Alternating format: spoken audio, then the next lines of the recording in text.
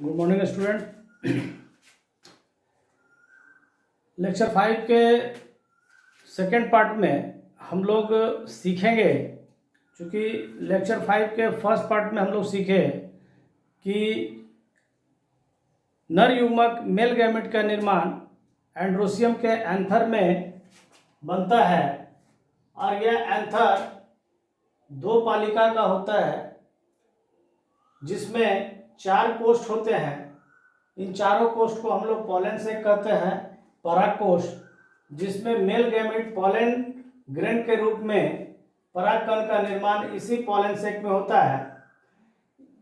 Lecture 5 के second part में इसके अल्ट्रा स्ट्रक्चर ऑफ एंथर यानी परागकोश के अल्ट्रा स्ट्रक्चर को हम लोग ड्रॉप करेंगे। यहाँ पर बना हुआ है, इसको समझने का प्रयास है कि ये जो 4 पॉलन सेक है, 1, 2, 3 और ये 4 ये पॉलन सेक है। 1, 2, 3, 4 दिखलाई पड़ रहा है।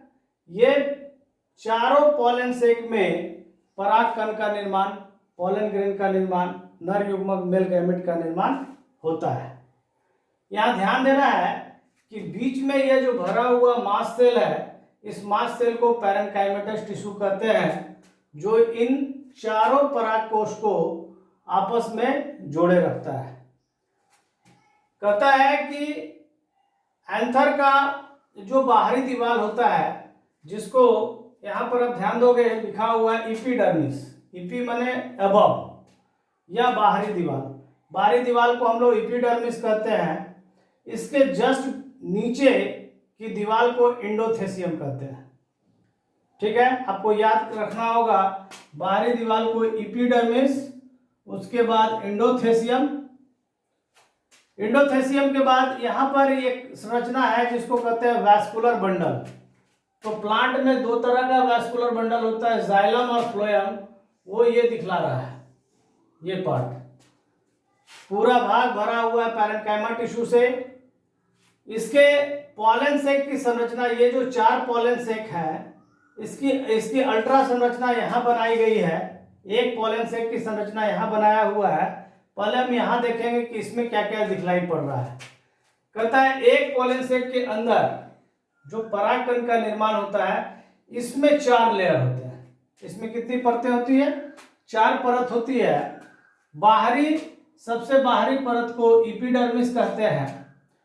उसके बाद के परत को नंबर 2 एंडोथेसियम, यहाँ ध्यान दीजिएगा, एंडोथेसियम। थर्ड लेयर जिसमें 3 स्तर या 4 स्तर पाए जाते हैं, जिसको हम लोग कहते हैं मिडिल लेयर। और अंतिम में यह जो पिरामिड लाइक संरचना दिखलाई पड़ रही है, ये जो संरचना आप देख रहे हो, ये संरचना कहलाता है टेपेटम। तो एक पॉलन सेक के अंदर 4 परत होती है, लेयर होती है, या पहला इपीडर्मिस, दूसरा एंडोथेसियम, तीसरा मिडल लेयर और चौथा टेपेटम। इसमें ध्यान देना है कि टेपेटम जो है यह पोषक उत्तक के रूप में काम आता है। यानी यह जो है टेपेटम जो है यह न्यूट्रिशन देता है। टेपेटम का काम है न्यूट्रिशन देना, यानी जब परागकण का निर्माण होता है उस समय पोषण देने का काम यह टेपेटम करता है। यह परीक्षा में बार बार पूछा जाता है कि परागकण के निर्माण की क्रिया के समय पोषण देने का काम, न्यूट्रिशन देने का काम कौन सा लेयर करता है या उसका नाम क्या है। तो याद रखेंगे, ये सबसे भीतरी लेयर होती है, आंतरिक लेयर होती है, जिस लेयर का नाम है टेपेटम।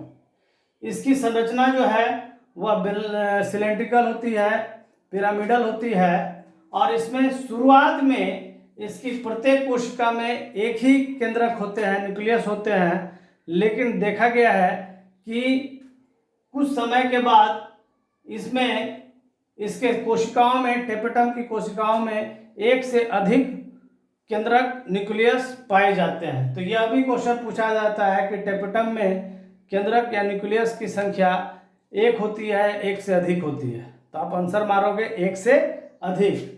पोषक उत्तक रूप में कौन जाना जाता है? तो आप याद रखना टेपेटम। ओके, इस फिगर को आप बनाएं, इस फिगर पर ध्यान दें। फिर से आप ध्यानपूर्वक देखिएगा कि फर्स्ट बाहरी layer epidermis, second layer endothecium, third layer middle layer और चौथा जो अंतिम का लेयर है अंदर का वो टेपेटम है। यहाँ पर ये ब्लैक स्ट्रक्चर दिखलाई पड़ रहा है, इसका नाम है अल्फा सेलुलोज। क्या नाम है? Alpha cellulose. ये हार्ड फाइब्रस संरचना होती है जो इस पूरी संरचना को जब तक यह परागकण इसके अंदर पूर्ण रूप से नहीं बन जाता है तब तक यह संरचना इस संरचना को आंतरिक रूप से सुरक्षा प्रदान करती है। ये कठोर होती है जिसके कारण यह संरचना अपने मूल संरचना में बनी रहती है, मूल संरचना में यह बनी रहती है। तो अल्फा सेलुलोज भी पूछा जाता है कि अल्फा सेलुलोज किस स्तर के बाहर पाया जाता है, तो आप आंसर में बना कर दोगे एंडोथेसियम। अल्फा सेलुलोज जिस स्तर के ऊपर पाया जाता है उसको हम लोग एंडोथेसियम कहते हैं। इस फिगर को फिर से हम एक बार आपको ध्यान आकृष्ट करते हैं। Male reproductive organ androecium, androecium का यह ट्रांसवर्स सेक्शन है। ट्रांसवर्स सेक्शन के बाद ये अल्ट्रा स्ट्रक्चर यहाँ बनाया गया है, ultra structure of the anther. इस एंथर का ये 4 लोब्स हैं, 4 चैम्बर हैं, 1 2 3 4। इसको आप बीच से काट कर देखोगे तो इसमें आप 2 लोब नजर आ रहे हैं, 2 लोब हैं, 4 चैम्बर हैं। चारों चैम्बर बारी बारी से 1 2 3 4, इनको इसका नाम होता है पॉलन सेट, परागकोश, जिसमें परागकण बनते हैं। और यह संरचना एक पॉलन सेट परागकोश की है जिसके लेयर को 4 लेयर होते हैं, एपिडर्मिस, एंडोथेसियम, मिडिल लेयर और टेपेटम। याद रखना है, इसको आप देखें, इसको बनाएं, नोट्स में जो दिया गया है उसको भी पढ़ें।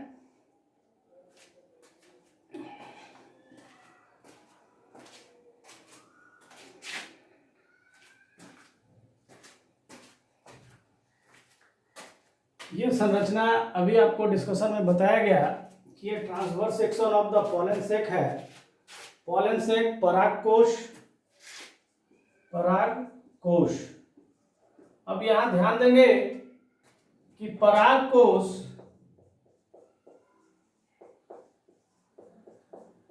पॉलन सेक जिसको माइक्रो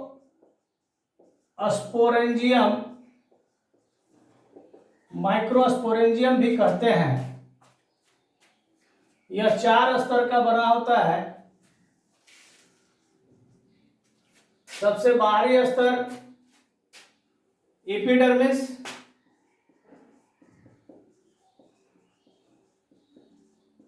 यह प्रोटेक्टिव होता है, सुरक्षा प्रदान करता है, एपिडर्मिस बाहरी स्तर है। इसके बाद के स्तर को कहते हैं एंडोथेसियम। एंडोथेसियम,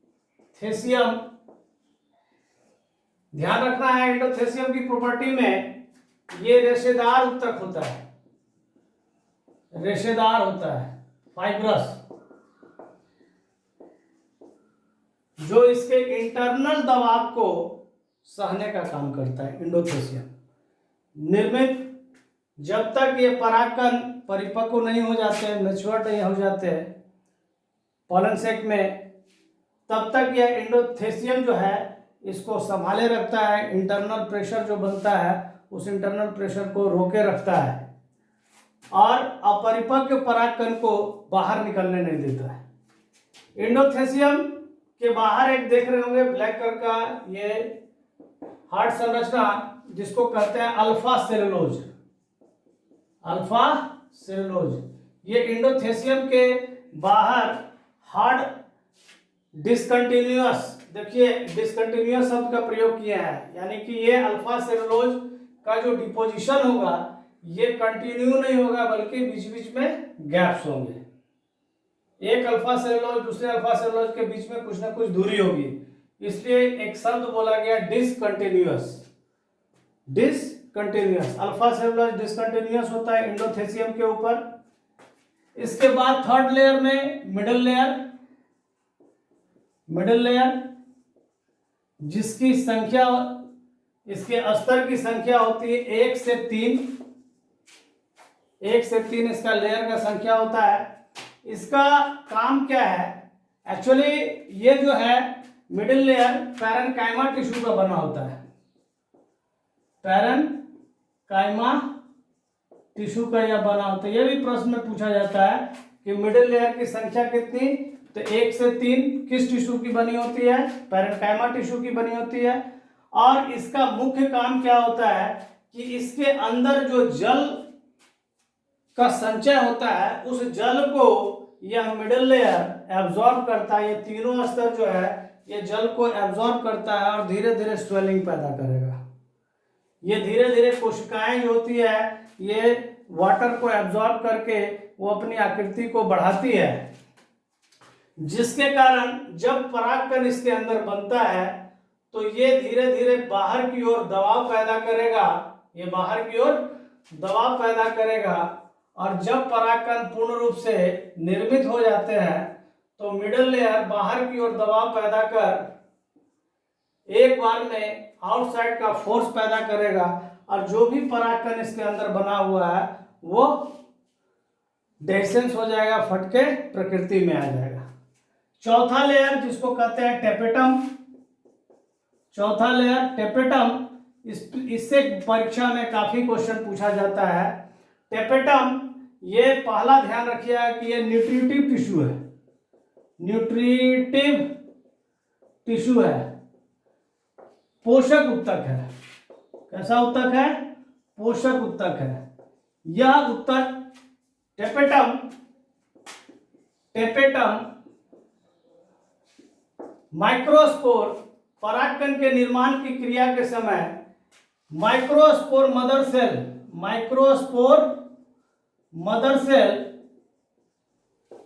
लघु बीजाणु मातृ कोशिका को पोषण प्रदान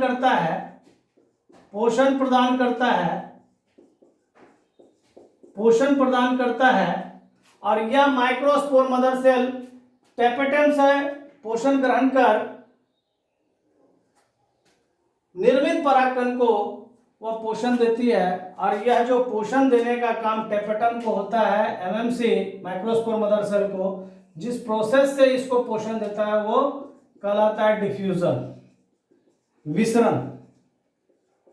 विसरण विधि के द्वारा टेपेटम माइक्रोस्पोर मदर सेल को न्यूट्रिशन प्रोवाइड करेगा, पोषण प्रदान करेगा। इस प्रकार माइक्रोस्पोर मदर सेल में मियोसिस डिवीजन की क्रिया होती है और मियोसिस डिवीजन क्रिया के बाद माइक्रोस्पोर के रूप में परागकण का निर्माण प्रत्येक पॉलन से परागकोश में होता है।